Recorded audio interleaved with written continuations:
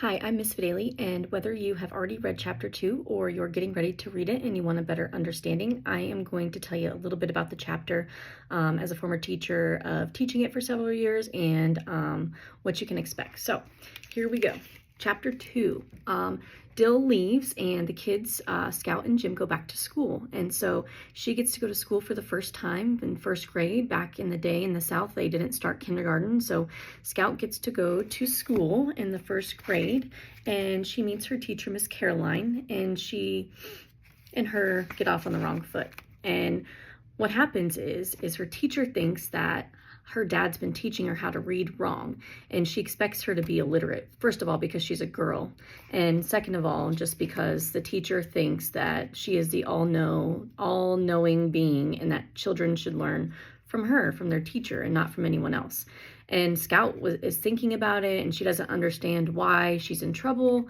And she realized that Atticus never taught her how to read. He just let her crawl up in his lap, and he would read the newspaper, and they would look at it together. And somehow Scout became literate during the process. And the teacher is not a fan of that. She is very upset, and she tells Scout to tell her dad, Atticus, to stop teaching her, and she's going to undo the damage.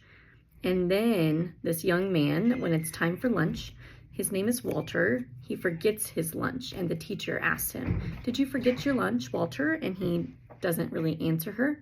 And he gets pretty nasty with her when she keeps pushing and asking about his lunch. And she tries to offer him a quarter so that he can have lunch.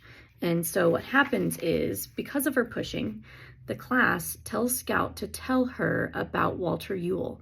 And remember, in the first chapter, we learned a little bit about the Yules and how they're not a very good family in the town. And so he comes on the first day of school just to get his name on the roster so that his parents don't get in trouble.